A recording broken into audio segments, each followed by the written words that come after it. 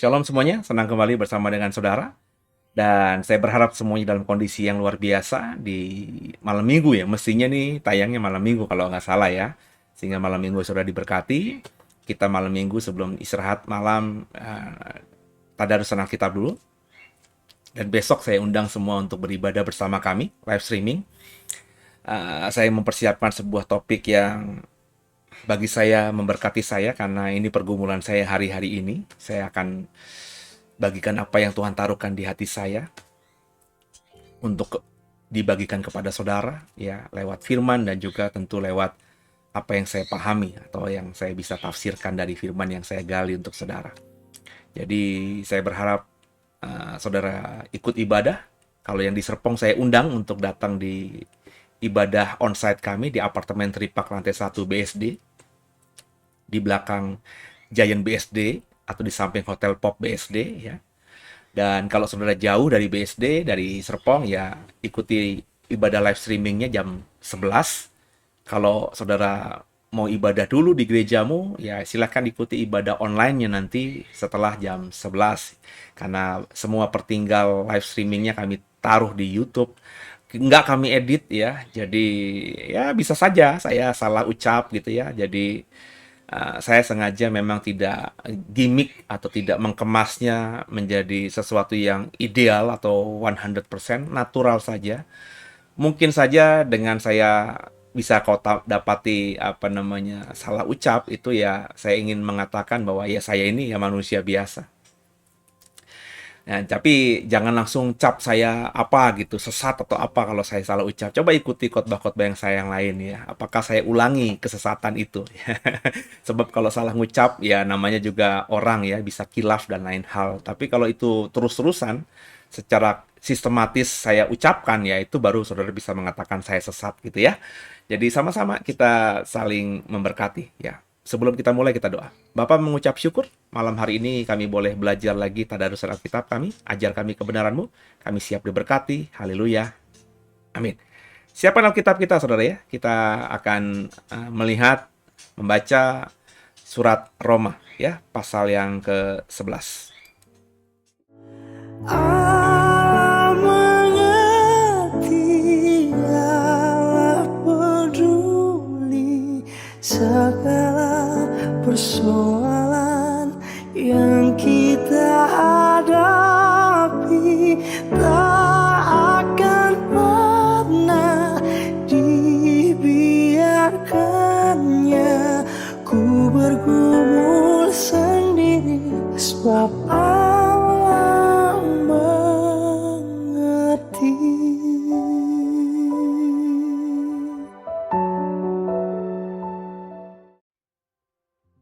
Iya, surat Roma, surat Paulus kepada jemaat di Roma, pasal 11, perikopnya sisa Israel.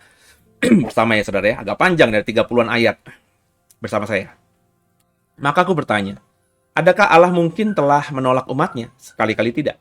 Karena aku sendiri pun orang Israel dari keturunan Abraham, dari suku Benjamin.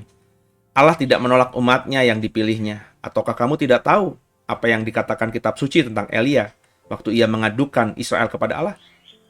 Tuhan, nabi-nabimu telah mereka bunuh. Mesbah-mesbahmu telah mereka runtuhkan. Hanya aku seorang dirilah yang masih hidup, dan mereka ingin mencabut nyawaku. Tetapi bagaimanakah firman Allah kepadanya? Aku masih meninggalkan 7.000 orang bagiku, yang tidak pernah sujud menyembah Baal. Demikian juga pada waktu ini, ada tinggal suatu sisa menurut pilihan, kasih, dan karunia. Tapi jika hal itu terjadi karena kasih karunia, maka bukan lagi karena perbuatan. Sebab jika tidak demikian, maka kasih karunia itu bukan lagi kasih karunia. Jadi bagaimana? Israel tidak memperoleh apa yang dikejarnya, tapi orang-orang yang terpilih telah memperolehnya. dan orang-orang yang lain telah tegar hatinya. Seperti ada tertulis, Allah membuat mereka tidur nyenyak, memberikan mata untuk tidak melihat dan telinga untuk tidak mendengar sampai pada hari sekarang ini. Dan Daud berkata, biarlah jamuan mereka menjadi jerat dan perangkap penyesatan pembalasan bagi mereka. Dan biarlah mata mereka menjadi gelap sehingga mereka tidak melihat, dan buatlah punggung mereka terus-menerus membungkuk. Ini ayat yang bagi saya harus dipahami dengan jelas oleh saudara. Ya.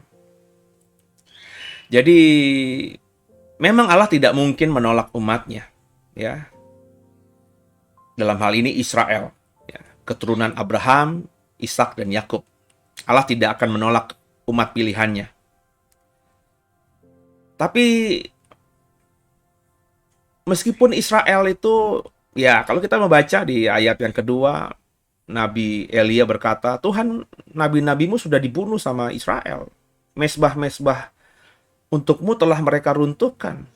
Hanya tinggal aku sendiri, kata Elia, yang masih hidup, dan mereka ingin mencabut nyawaku. Tetapi kata firman Tuhan kepada Elia apa? Enggak. Israel yang kau lihat itu masih ada. Ya, kalau kita baca di ayat yang keempat, aku masih meninggalkan 7.000 orang bagiku yang tidak pernah sujud menyembah Baal. Jadi sekali lagi ingin saya katakan bahwa meskipun Tuhan tidak akan meninggalkan Israel, Tuhan tidak akan menelan ludahnya sendiri ketika dia berjanji dia akan menyelamatkan Israel. Tapi yang harus dipahami bukan Israel seluruhnya. Ya Israel seluruhnya, kalau ada minoritas atau bahkan mayoritas mereka menyembah berhala, tidak taat sama Tuhan, ya mereka tidak selamat. Loh, kalau gitu Tuhan tidak tepati janji. Loh, enggak gitu dong. Ya, Tuhan nggak bilang seluruhnya kok. Ini sudah saya bagikan di tadarusan sebelumnya. Seperti di zaman Elia udah ngadu sama Tuhan. Tuhan, itu Israel membunuh nabi-nabimu. Mesbah-mesbah untukmu dihancurkan sama mereka. Mereka sudah murtad. Kata Tuhan, enggak, aku masih sisakan 7.000 orang Israel yang masih setia kepadaku. Jadi, meskipun itu minoritas, hanya 7.000, sedangkan ratusan ribu, bahkan jutaan lainnya itu sudah murtad, tetap mereka adalah orang Israel, kan? Sama. Janji Tuhan kepada kita. Yakni, aku akan berjanji bahwa yang percaya kepadaku tidak akan binasa. Sehingga akhirnya dipahami orang Kristen, semua orang yang percaya kepada Yesus tidak akan binasa, tapi beroleh hidup yang kekal. Itu sama penerapannya dengan ayat ini. Ya. Memang Tuhan berjanji orang percaya kepadanya tidak akan binasa, tapi orang percaya yang seperti apa? Ya orang percaya yang benar-benar taat sama Tuhan. Yang Kristen pernah mengucap, aku percaya kepadamu Yesus, tapi tidak pernah menjadi orang Kristen yang sejati. Ya nggak selamat lah, saudara. Apakah Tuhan berarti tidak menepati janjinya? Loh, enggak lah.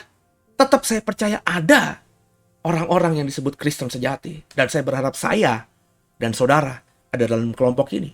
Makanya saya keras ngomong soal ini.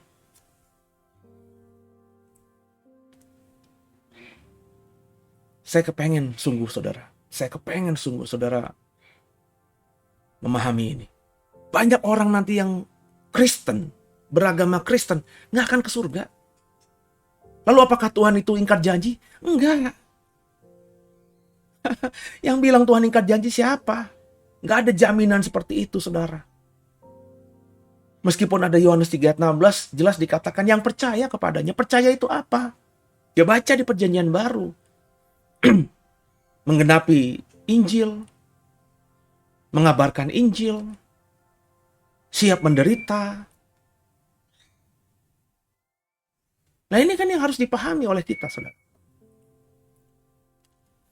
Nah jangan sampai saudara sama seperti orang Israel yang terlalu pedel, terlalu percaya diri bahwa mereka adalah umat pilihan Tuhan, tapi ternyata yang disebut Israel bukan mereka, tapi Israel yang benar-benar taatlah yang selamat. Jadi kita ini sangat percaya, saya sangat percaya. Ya, ada sisa Israel yang hari ini saya percaya benar-benar masih memahami dan melakukan kebenaran yang mereka yakini. Dan orang-orang seperti ini nanti akan diselamatkan Tuhan.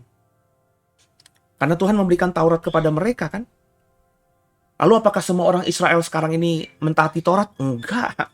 Israel yang liberal banyak, saudara. Israel yang cuma darah Israel doang tapi tidak Yahudi banyak juga. Tapi Israel yang benar-benar dari hati dan sikap hidup mereka melakukan apa yang mereka imani yang diajarkan nabi-nabi mereka di perjanjian lama, itu masuk dalam kelompok orang yang akan Tuhan pelihara. Dan nanti di waktunya Tuhan mereka akan percaya kepada Yesus. Sehingga di kitab Wahyu ada 144.000 orang Israel yang Tuhan selamatkan. Kecil nggak? Kecil. Dibanding jutaan orang Israel sekarang ini, puluhan juta, ratusan juta mungkin, kalau disebar yang disebut Yahudi diaspora. 144.000 itu apalah artinya? Ya. Jadi demikian, saudara. Sama dengan kita juga. Sebab kalau kita baca ayat-ayat terakhirnya itu keren banget ya. Jadi bagaimana? Israel tidak memperoleh apa yang dikejarnya, tapi orang-orang yang dipilih telah memperolehnya. Dan orang-orang lain telah tegar hatinya. Jadi ada orang-orang Israel yang memang tegar hatinya. Mereka merasa bahwa mereka itu orang pilihan, tapi ternyata tidak dipilih. Yang dipilih siapa? Ya ada orang-orang khusus. Kenapa dipilih? Ya karena Tuhan memilih mereka. Ya. Sehingga akhirnya ada orang-orang yang tegar itu kenapa? Karena Tuhan mengatakan, ya mereka tetap tidur nyenyak, mereka nggak peduli apa yang terjadi. Mereka punya mata tapi nggak melihat, mereka punya telinga tapi nggak mendengar. Ya. Jadi mereka terus terperangkap karena mata mereka menjadi gelap, mereka nggak bisa melihat, dan punggung mereka terus-menerus membungkuk. Banyak orang Kristen juga begini. Punya mata melihat Alkitab, tapi nggak mengerti. Punya telinga mendengarkan firman Tuhan, khotbah, tapi nggak mengerti. Punya mulut, tapi hanya mengatakan kata-kata sia-sia.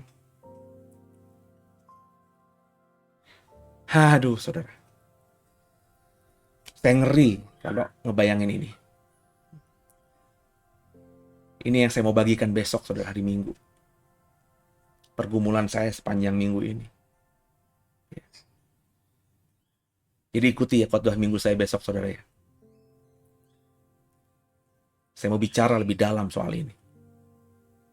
Semoga saudara jadi orang Kristen yang paham. Dan di sisa hidup kita masing-masing kita mengerjakan bagian kita ini. Israel tersandung, bangsa-bangsa lain selamat.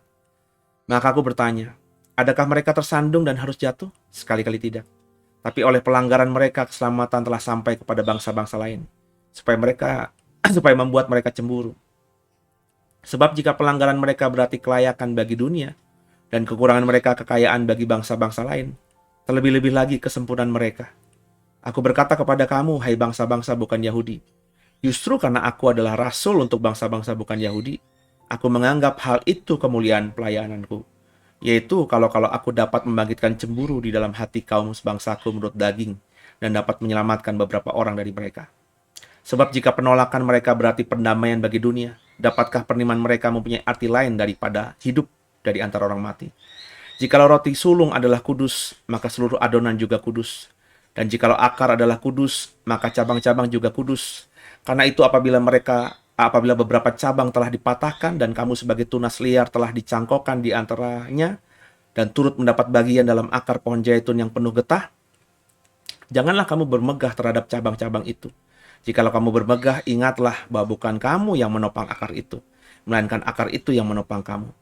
Sebab kamu akan berkata, ada cabang-cabang yang dipatahkan, supaya aku dicangkokkan di antaranya sebagai tunas. Baiklah, mereka dipatahkan karena ketidakpercayaan mereka. Dan kamu tegak, tercacak karena iman. Janganlah kamu sombong, tapi takutlah.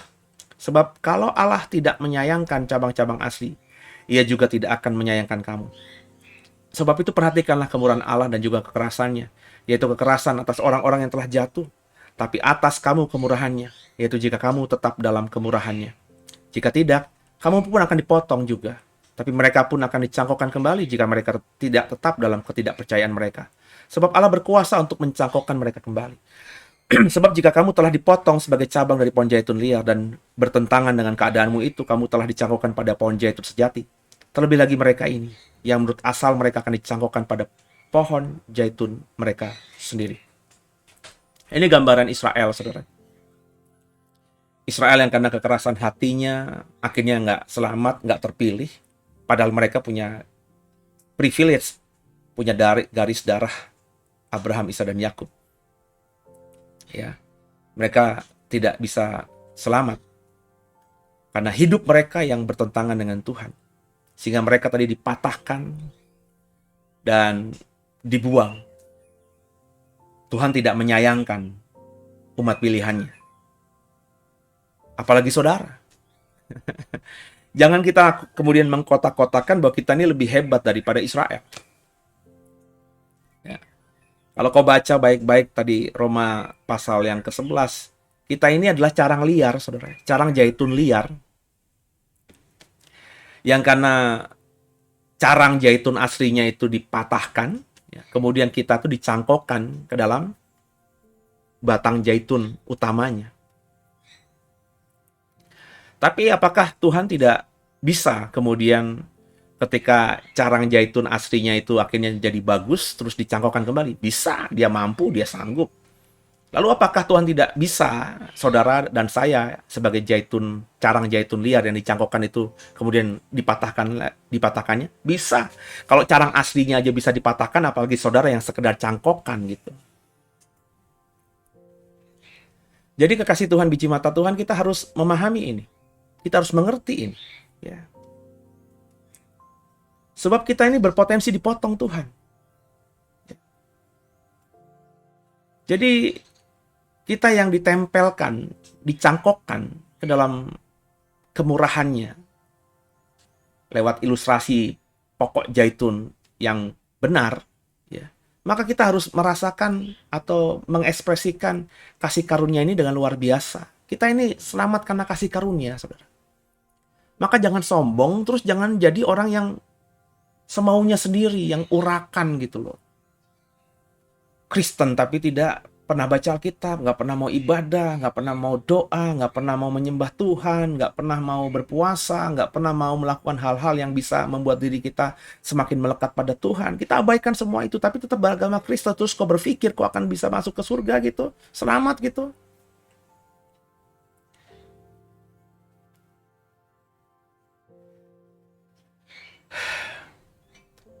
Jadi Israel yang roti kudus, yang roti sulung, adonan yang kudus, adonan yang sulung, cabang-cabang yang kudus saja itu bisa Tuhan buang. Kalau dia tidak berkenan, begitu juga dengan kita. Maka hidup kita harus berkenan kepada Tuhan.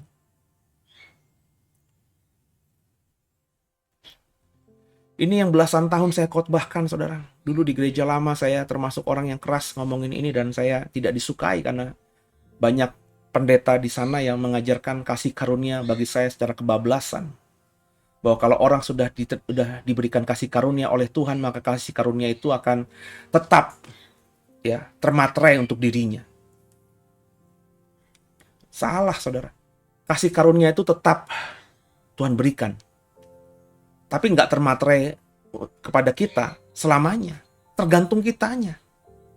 Ketika kita sudah terima kasih karunia, terus termaterai, tapi kita nggak mau hidup sesuai dengan perintah Tuhan, apakah kasih karunia itu masih berlaku atas kita gitu? Ya enggak lah, saudara. Tapi ketika kita sudah seperti itu, sudah berdosa separah apapun, terus kita mau bertobat, kasih karunia Tuhan, itu masih terbuka buat kita. Itu yang benar. Pengampunannya masih buat kita 70 kali 7, tidak terbataskan. Sampai nanti ada waktunya. Kapan itu? Ya ketika langit dan bumi lenyap. Nah sebelum masa itu, ya kita harus berusaha jadi orang yang berkenan kepada Tuhan. Andai kata kita bersalah, segera kita bertobat. Dan jangan buat lagi salah. Supaya kasih karunia-Nya masih limpah atas kita. Itu yang benar. Itu ajaran yang benar. Saya berani hakul yakin mengatakan demikian. Taruhannya saya, saudara. Kalau saya ngajar salah, saya siaplah menerima penghukuman yang terberat dari Tuhan. Jadi jangan memahami kasih karunia dengan semaunya sendiri, dengan urakan begitu. Jadi saya berharap kita semua memahami itu. Ya. Lanjut. Ayat 25, penyelamatan Israel. Sebab saudara-saudara, supaya kamu jangan menganggap dirimu pandai, aku mau agar kamu mengetahui rahasia ini. Sebagian dari Israel telah menjadi tegar sampai jumlah yang penuh dari bangsa-bangsa lain telah masuk. Dengan jalan demikian, seluruh Israel akan diselamatkan. Seperti ada tertulis, dari Sion akan datang penebus, ia akan menyingkirkan segala kefasikan daripada Yakub. Dan inilah perjanjianku dengan mereka, apabila aku menghapuskan dosa mereka. Mengenai Injil, mereka adalah seteru Allah oleh karena kamu. Tapi mengenai pilihan mereka adalah kekasih Allah oleh karena nenek moyang. Sebab Allah tidak menyesali kasih karunia dan panggilannya. Sebab sama seperti kamu dahulu tidak taat kepada Allah, tapi sekarang beroleh kemurahan dan ketidaktaatan mereka. Demikian juga mereka sekarang tidak taat, supaya oleh kemurahan yang telah kamu beroleh, mereka juga akan beroleh kemurahan. Sebab Allah telah mengurung semua orang dalam ketidaktaatan, supaya dapat menunjukkan kemurahannya atas mereka semua. Oh, alangkah dalamnya kekayaan hikmat pengetahuan Allah. Sungguh tak terselidiki keputusan-keputusannya, dan sungguh tak terselami jalan-jalannya. Sebab siapakah yang mengetahui jalan pikiran Tuhan? Atau siapakah yang pernah menjadi penasehatnya? Atau siapakah yang pernah memberikan sesuatu kepadanya sehingga ia harus menggantikannya? Sebab segala sesuatu adalah dari Dia, oleh Dia, dan kepada Dia. Bagi Dialah kemuliaan sampai selama-lamanya. Nah, ini yang harus kita pahami. Saudara nggak bisa lebih hebat dari Tuhan. Maka ketika kita mau mengajarkan firman Tuhan, yang diajarkan adalah kebenaran. Jangan tafsiran semaunya sendiri. Jangan doktrin semaunya sendiri.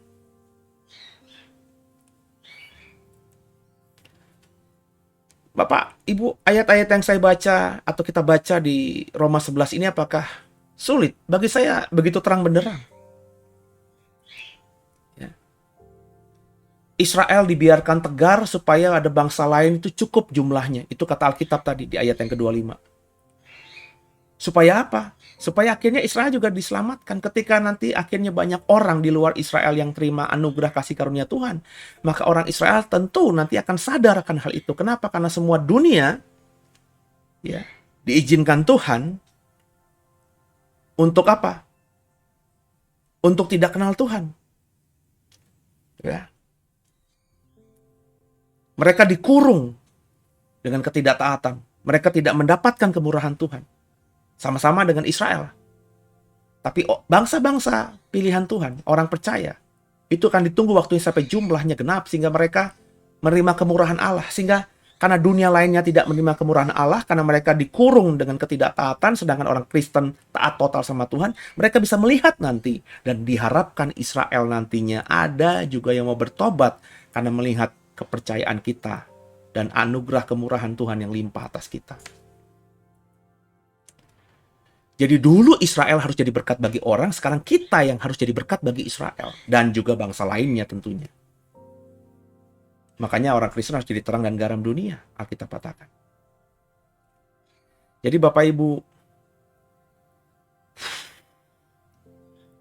saya mau ngomong lebih, tapi banyak nanti akan saya bagikan di ibadah hari Minggu. Jadi Bapak Ibu, saya undang untuk datang beribadah di ibadah Minggu Raya kita. Mau datang onsite di gereja langsung silahkan. Mau tidak ikuti live streamingnya ya silahkan. Ya. Saya mau membagikan sesuatu yang penting pada hari Minggu besok buat saudara. Maka mau langsung atau mau siaran tundanya, monggo. Mau datang langsung atau lihat di handphone saudara atau komputer saudara, silakan. Sebab saya percaya firman yang ditaburkan tidak akan sia-sia. Dan saya mempersiapkan sungguh khotbah buat hari Minggu besok. Semoga diberkati. Demikian dulu. Tidak ada yang saya bisa sampaikan lain, karena saya siapkan untuk ibadah khotbah hari Minggu. Jadi mohon dimaklumi kalau tadarusan di Sabtu ini kita tidak terlalu lama. Semoga semua saudara diberkati. Haleluya.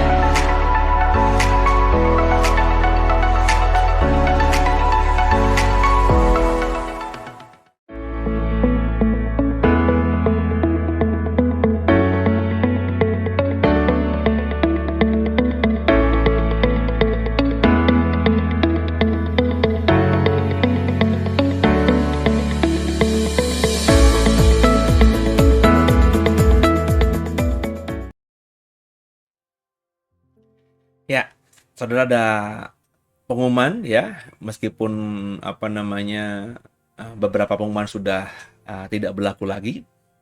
Saya mengumumkan kepada saudara kalau saudara mau menjadi bagian dari keluarga besar The Way, saudara bisa mau mendaftarkan diri sebagai jemaat, jemaat online bisa, jemaat onsite bisa, atau sekedar mau menjadi simpatisan saja bisa.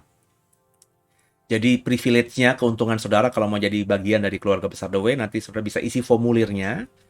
Ya, saya dan tim akan mendoakan saudara, ya sekaligus juga terutama kalau pas saudara berhari jadi, ya itu akan nanti didoakan oleh kami, ada tim khusus untuk mendoakan saudara.